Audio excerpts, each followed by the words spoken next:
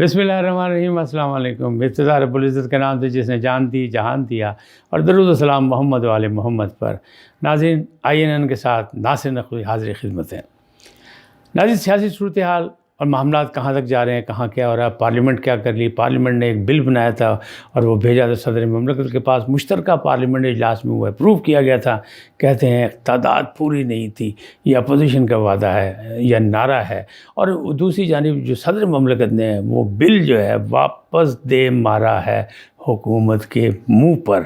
کہ جناب پارلیمنٹ کو یہ سب کچھ کرنے کا اختیار ہی حاصل نہیں ہے، اس میں بہت سی چیزیں جو ہیں وہ کمزور ہیں، لہٰذا دوبارہ اس پہ نظر ثانی کی جائے، یعنی نظر ثانی کی جائے اور اس کو دوبارہ دیکھا جائے، پرکھا جائے، پھر دوبارہ بھیجا جائے۔ اب اس میں سیاست کیا ہے، یا اس میں اصل جو ایک نقطہ ہے وہ نقطہ کیا ہے؟ یہ 10 دن کے ایک ٹائم ہوتا ہے، اس 10 دن کے بعد یہ دوبارہ بھیج سکتے ہیں، ہو سکتا ہے سارا کچھ معاملات ہوں گے، لیکن کیا مطلب یہ صدر مملکت نے ایسا کیوں کیا، کیا چاہتے ہیں؟ تو ناظرین، بات اسی پہ کروں گا، لیکن جانے سے بات پہ تفصیلات کرنے سے پہلے میں آپ سے گزارش کروں گا INN کو سبسکرائب کریں، لائک کریں، گھنٹی کا بٹن دبانا نہ بھولیں، اپنی قیمتی رائے کا اظہار ضرور کریں اور اپنی شخصیت کے مطابق کریں۔ جی ناظرین، صدر مملکت نے عدالتی اصلاحات کا بل پارلیمنٹ کے منہ پہ دے مارا یا حکومت کے منہ پہ دے مارا۔ کیا ہوا؟ صدر یہ کر سکتے تھے، صدر کر سکتے تھے۔ صدر نے پہلے تو جتنا ان کے پاس وقت تھا آئینی اور قانونی طور پہ، اتنی دیر تو انہوں نے اس کو بل کو سنبھال کے رکھا اپنے۔ کہتے ہیں کہ ایک قصہ مجھے یاد آ گیا کہ پرانے زمانے کی بات ہے، جب لالی ووڈ کا بڑا زور شور تھا، بڑی فلمیں بنتی تھیں، تو کہانی نویس ٹائم نہیں دیتے جو اچھے کہانی نویس تھے، اور وہ اسٹوڈیو میں تاش کھیلا کرتے تھے، لیکن کہانی کی طرف توجہ نہیں، پیسے ایڈوانس لے لیتے تھے۔ فلم ساز ان کے پیچھے پیچھے ہوتا تھا۔ ایک فلم ساز بڑا غصے میں گیا اور اسے جا کے دیکھا، وہ ڈھونڈتا رہا رائٹر کو ڈھونڈتے ڈھونڈتے پتہ لگا وہ ایک فلم ساز جو ہے فلانے کے کمرے میں رائٹروں کے ساتھ بیٹھا ہوا اور وہ کھیل رہا ہے، تو وہ اس رائٹر کو ڈھونڈنے کے لیے وہاں پہنچ گیا۔ تو وہاں جا کے جو دیکھا تو وہ گرم ہو گیا، اس نے کہا آپ نے ایڈوانس پیسے لیے ہیں اور میں نے عید پہ فلم ریلیز کرنی ہے، آپ نے فلم کہانی نہیں لکھ کے دے رہی ہو۔ کہنے لگا میں آپ کی کہانی پہ بیٹھا ہوں، آپ فکر نہ کریں، آپ گھبرائے نہیں، میں بالکل، آپ مطمئن رہیں، میں کہانی پہ بیٹھا ہوں۔ جب وہاں غصہ ہوا، تکرار ہوئی، لڑائی ہوئی، تو اٹھ کے اس نے دکھایا کہ اس کے نیچے جو کاغذ رکھے ہوئے تھے وہ کہانی تھی اس کی، اسی فلم کی۔ تو اسی طرح یہ بل بھی لے کے صدر مملکت بیٹھ رہے کہ بھائی میں تو بل تے بیٹھا ہے، بل جو دل کرے گا بھیج داں گا، نہیں بھیجاں گا میری ثواب دیتے ہے۔ بہرحال انہوں نے اپنے وہ وقت پورا کر کے وہ بل واپس پارلیمنٹ کو بھیج دیا کہ اس میں کچھ ترمیم کریں، نظر ثانی کریں، پھر اسے بھیجیں، اور خاص طور پہ کہا کہ پارلیمنٹ کو اختیار ہی نہیں ہے کہ اس قسم کی اصلاحات کا بل وہ پاس کرے۔ اب مسئلہ یہ ہے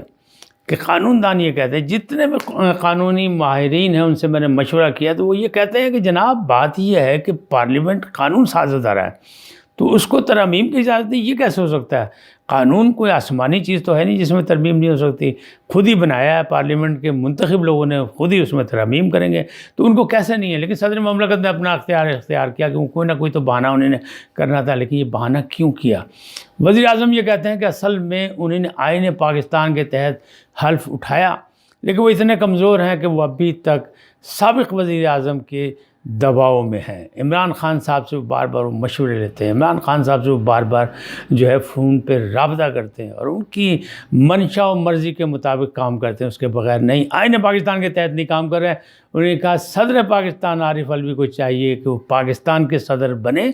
وہ PTI کے صدر نہ بنے۔ دوسری جانب کیا ہے؟ دوسری جانب تحریک انصاف کہتی ہے جناب واہ واہ واہ واہ، صدر مملکت نے اتنا بہترین دلیری کا مظاہرہ کیا، بہادری کا مظاہرہ کیا کہ جو آئین اور قانون کے تحت بنتا تھا کہ یہ بل جو ہے اس قابل ہی نہیں ہے، یہ عدلیہ کو دباؤ میں لانے کے لیے بل پیش کیا گیا ہے یا عدلیہ کو اپنے ماتحت کرنے کے قابل کیا گیا ہے، لہٰذا اس کو واپس ہی کر دینا چاہیے تھا، اور صدر مملکت نے بڑی دلیری کا فیصلہ کیا۔ اب معاملات جو ہیں پھر اگر یہی ہوگا کہ ایک طرف دلیری کا فیصلہ ہے، ایک طرف کہہ رہے غلط فیصلہ ہے، تو کیا ہوگا؟ اگر صدر پاکستان بھی متنازع ہو جائے تو آپ دیکھیں ہم کن حالات میں، ہمارے سیاسی بحران، ہمارا آئینی بحران، ہمارا معاشی بحران کہاں تک پہنچ گیا کہ ہم کوئی بھی شعبہ، کوئی بھی ہمارا قومی ادارہ جو ہے وہ محفوظ نہیں رہا۔ آرمی چیف کے بارے میں جو دل چاہتا ہے جس کا وہ کہہ رہے ہیں، عدلیہ کے بارے میں جو دل چاہتا ہے وہ کہہ رہے ہیں، تنقید بھی ہو رہی ہے، تعریف بھی ہو رہی ہے، پارٹی بازی بھی ہو رہی ہے، تقسیم در تقسیم بھی ہو گئی ہے۔ لیکن قومی سلامتی میں فیصلہ ہو گیا ہے کہ جناب تقسیم کرنے والوں کو چھوڑا نہیں جائے گا اور نفرت پھیلانے والوں کو چھوڑا نہیں جائے گا۔ اس سلسلے میں انہوں نے کیا کیا، انہوں نے کہا جو سوشل میڈیا پہ تھے ان کے خلاف بھی کارروائیاں شروع کی۔ پی ٹی آئی کہہ رہی ہے ہمارے سوشل میڈیا ورکرز کے ساتھ بڑے زیادتی ہو رہی ہے، لیکن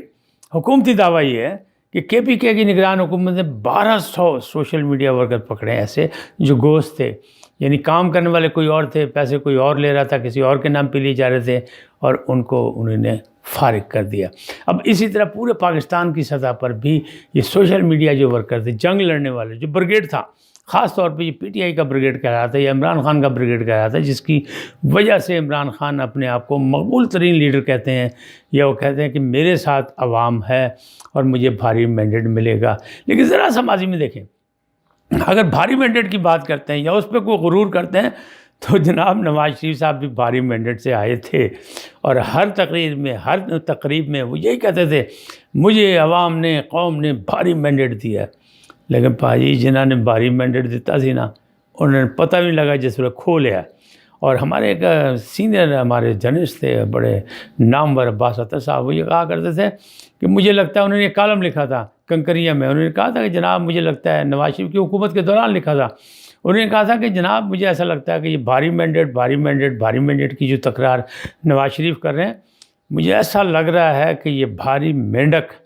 کسی دن موٹر وے کے راستے فوجی ٹرک کے نیچے آ کے سٹیکر بن جائے گا۔ پھر دنیا نے دیکھا وہ سٹیکر بن گئے، وہ پکڑے گئے، وہ جکڑے گئے، وہ اٹک جیل گئے، پھر اٹک جیل سے باہر گئے، معاہدہ کر کے گئے، شور مچایا کہ میں نے معاہدہ نہیں کیا، پھر انہوں نے کہا میں نے 5 سال کا کیا، پھر 5 سال سے بھی مکر گئے، پھر انہوں نے کہا میں نے 10 سال کا کیا یا نہیں کیا، اور 8 سال میں وہ آ گئے۔ لیکن دیکھیں اس وقت صدر کون تھا؟ صدر رفیق تارڑ تھے جو نواز شریف صاحب کے تھے، اور جب اسٹیبلمنٹ آتی ہے تو صدر کی کیا ضرورت کہ وہ اسٹیبلمنٹ کے بغیر کام کرے۔ اگر آئین پاکستان کی پاسداری جو ہے صدر مملکت نہیں رکھیں گے، پارٹی کے صدر بنیں گے، تو پھر اسٹیبلشمنٹ بھی اپنا کام دکھائے گی اور کسی وقت بھی ان سے اپنی مرضی کا کام لے سکتی ہے، اور یہ ماضی میں ہوتا رہا ہے۔ اور رفیق تارڑ نے حکومت ختم کی تھی ان کی، بعد میں انہیں سے سارے کام کرائے گئے تھے، وہ بعد میں فارغ ہوئے تھے۔ تو پھر یہ معاملات تو ایسے تھے، اب یہ معاملات آگے بھی ایسے ہی چلیں گے۔ اب صدر مملکت جو موجودہ عارف علوی صاحب ہیں، انہوں نے یہ چھکا تو اپنی طرف سے مار دیا، حکومت کو ایک ٹف ٹائم دینے کی کوشش بھی کر لی، لیکن حکومت بالکل مطمئن ہے، کہتی نہیں کچھ نہیں ہوتا، صدر صاحب تو اتنے بڑے صدر ہیں کہ ابھی یہاں سے فارغ ہوں گے تو اپنے ڈینٹل کلینک پہ جائیں گے سیدھے، اس لیے کہ پارٹی میں بھی ان کے لیے جگہ نہیں ہے، چاہے وہ جتنی مرضی وفاداری دکھا دیں۔ اور عمران خان صاحب کا تو کلیہ یہی ہے کہ جس کے ساتھ ان کے کام کیا، یہ موشن جو تھا اس کی موشن کشی انہوں نے ضرور کی، لہٰذا عارف علوی صاحب بھی تیار ہیں کہ صرف وہ ڈینٹل کلینک چلائیں گے، انہیں پارٹی کا بھی صدر بننا نصیب نہیں ہوگا۔ کیوں کہ اس صدارت پہ بھی پرویز الہی براجمان ہیں، قبضہ ہو چکا ہے، تو پھر کہاں جائے گا؟ وہ سیکرٹری جنرل تھے پہلے عارف علوی صاحب، اب اسد عمر ایک بھاری بھرکم شخصیت ہیں اور ان کی ضرورت ہے عمران خان صاحب کو، لہذا سیکرٹری جنرل کا عہدہ بھی دوبارہ نہیں ملے گا، صرف کراچی میں ان کا ڈینٹل کلینک ان کا انتظار کر رہا ہے، اور ستمبر کا مہینہ بھی انتظار کر رہا ہے کہ جب ستمبر میں وہ فارغ ہوں گے تو جائیں گے۔ اس طرح کی لڑائی اگر صدر یعنی ایوان صدر سے بھی شروع ہو جائے، اور ایوان صدر سے ایوان وزیر اعظم پہ فائرنگ شروع ہو، یا ایوان وزیر اعظم سے ایوان صدر پہ ہوائی فائرنگ شروع ہو، تو معاملہ تو گڑبڑ ہوتا ہے۔ اب یہ معاملہ گڑبڑ ہے، یہ بل جو ہے یہ پارلیمنٹ نے اپنا حق استعمال کیا، کس طرح کیا؟ اگر اپوزیشن پارلیمنٹ میں نہیں ہے، اکثریت باہر ہے، تو وہ ان کی مرضی ہے، ورنہ پارلیمنٹ کے قواعد و ضوابط کے مطابق یہ بل جو ہے فلور بھی کیا گیا، فلور پہ بھی گیا، اور پھر مشترکہ اجلاس میں پاس بھی ہوا۔ یہ تو ایک حقیقت ہے، اس حقیقت کو جھٹلایا نہیں جا سکتا۔ تو اس کے بھی کوئی مثبت نتائج نکلتے نظر نہیں آ رہے، لیکن حکومت مطمئن ہے کہ نہیں، ہمارے پاس بہت سے، ہم 10 دن یہ گزار لیں گے۔ یہ 10 دن جو ہیں یہ فیصلہ کن دن ہیں، کیونکہ 10 دن کے اندر ہو سکتا ہے کہ عمر عطا بندیال جو بہت برے پھنسے ہیں، جکڑے گئے ہیں، وہ رگڑے جانے سے پہلے کوئی نیا کارنامہ دکھا دیں، کوئی نیا کام دکھا دیں۔ تو یہ 10 دن بڑے اہم ہیں، آئین کے تحت، قانون کے تحت، معاشی بحران اور سارے معاملات، سیاسی بحران، ان سب کے لیے 10 دن بڑے اہم ہے۔ آج کی خبر یہی ہے کہ آئندہ 10 دن بہت اہم ہے، اور وہ 10 دن کل سے شروع ہو جائیں گے، یعنی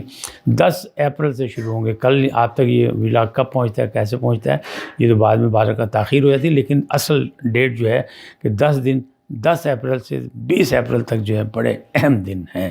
اللہ خیر کرے، کیونکہ اللہ تو خیر ہی کرتا ہے۔ ہماری دعا ہے کہ بندے بھی خیر کریں، کہ جو جہاں جس منصب پہ بیٹھا ہے وہ اپنی اپنی ذمہ داری پوری کرے اور مملکت کا خیال کرے، عوام کا خیال کرے، آزاد ریاست کا خیال کرے، آئین کا خیال کرے، جمہوریت کا خیال کرے۔ اسی دعا کے ساتھ کہ اللہ آپ کو سدا سلامت رکھیں۔ INN کو سبسکرائب کریں، لائک کریں، گھنٹی کا بٹن دبانا نہ بھولیں، اپنی قیمتی رائے کا اظہار بھی کریں۔ اللہ نگہبان۔